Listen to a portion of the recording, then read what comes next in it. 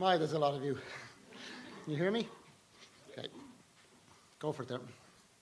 Okay, I'm interested in how the role of the professional graphic designer will evolve and how the practices of individual designers will change, not in the distant future, but in the span of our own career horizons.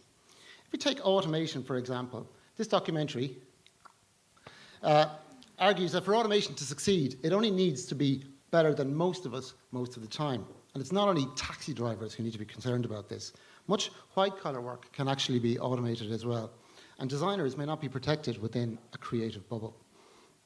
Technology has already disrupted the careers of art workers and typesetters. Most of their work became facets of graphic designers' job descriptions. And now it seems that designers' careers may further, in turn, become automated. In my career, next. I design corporate identity systems, and they're the visual grammars that establish frameworks for other designers to create within. And it can be useful to think of corporate identities as high-level pattern languages. But I think, unfortunately for some, a lot of everyday graphic design job is just manipulating such pattern languages. What's involved in designing another book cover about Africa, or yet another app icon for a to-do productivity app? You see, automation won't start by replacing high-level creativity. The Paper Later service, it merges a bookmarking app with printed physical newspapers customized to you. Yes, the design of these newspapers is simple and limited, but this is how disruption starts, at the simplest level, which is often dismissed by the incumbents. So we designers pride ourselves on being creative thinkers and generating novelty for a living. So we can wireframe up some kind of creative AI that may solve design tasks as well as the average designer. There's a quick sketch there. But how many designers will be needed then? Any craft-focused designers remaining might turn out to be on-demand specialists serving global niche in an internet-enabled market. And can those jobs be replaced, the jobs displaced by technology, be replaced at the same rate by free agent careers? It's not all bad news. There's new opportunities for designers who are prepared to reinterpret and reinvent themselves in new roles with new mindsets. Traditionally, graphic design entrepreneurship meant starting a studio or an agency, an SME or a lifestyle business. And really, lost me a place.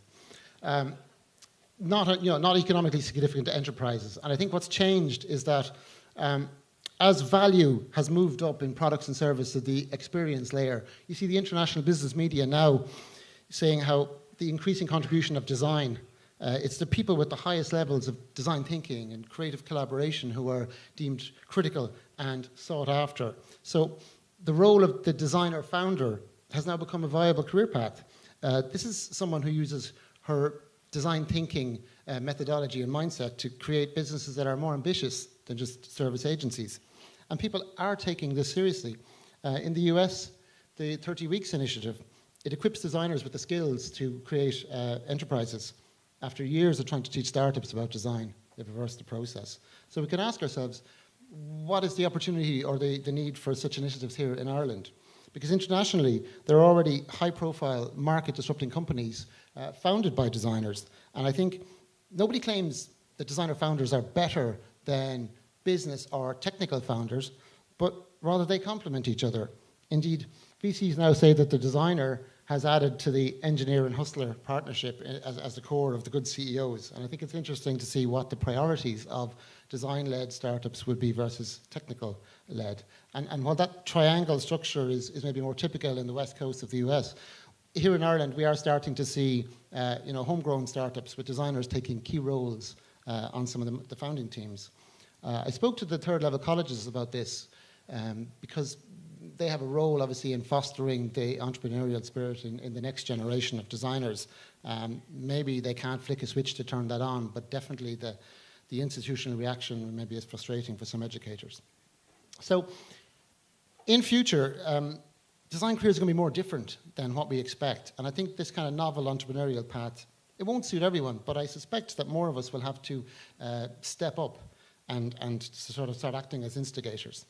I think we need to design the arcs of our own careers. I think if we can identify what aspects of our work are just going to go away in the next 4 or 5 years, start building on our core competencies in terms of the expertise we can build, and what areas can we each alone add value in ways that can't easily be replicated. I think in this room, who will be the founders within our design community? You know, it could be you, maybe not today, maybe not tomorrow. No one's going to choose you, so perhaps you need to choose yourself. Thank you.